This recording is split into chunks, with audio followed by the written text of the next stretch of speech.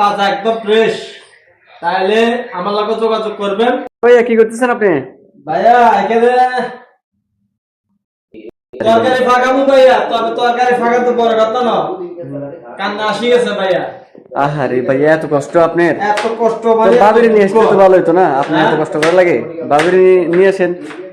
আরে ভাই দুঃখের কথা কারো করতাম রে ভাই, কুবের কুবের কেউ নাই। এখন যে আপনি কত কষ্ট করতেছেন এটা তো ভালো লাগতেছে না। প্রবাসী নিজে কাজ করতো, নিজে রাখতো, নিজে খাইতো, সবকিছু করতো। এই যে দেখো এখন বর্তমানে লোট্টে মাছ পাকাম, আজকে লোট্টে মাছ এই যে দেখছো না কত ফ্রেশ একদম তাজা লোট্টে আপনি মাছ। লোকটা মাছ আনছেন, আমাকে ইনভাইট করেন না কেন আগে? তোমাকে ইনভাইট করার আগে তো তুমি তো চলে আসলা, তাহলে কিভাবে তোমাকে ইনভাইট করবো? এই যে দেখো 1 কিলো লোট্টে মাছের লগে 3টে পেঁয়াজ দিছি, 4টা টমেটো, কাঁচামরিচ, এরপরে রসুন। এখন পেঁয়াজ কুটতে আসি, এখন আমার কান্না চলে এসে।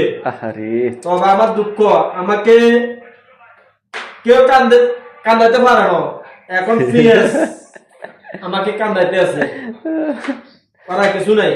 আচ্ছা এই যে দেখেন তো এখানে কয় পিস করে এরকম তাজা তাজা লোটে মাছ খাবেন, এরকম তাজা একদম ফ্রেশ, তাহলে আমার লগে যোগাযোগ করবেন। প্লাস দোকান আছে একদম তাজা লোটে মাছ, বাংলাদেশি লোটে মাছ এটা। এই যে দেখেন একদম ফ্রেশ।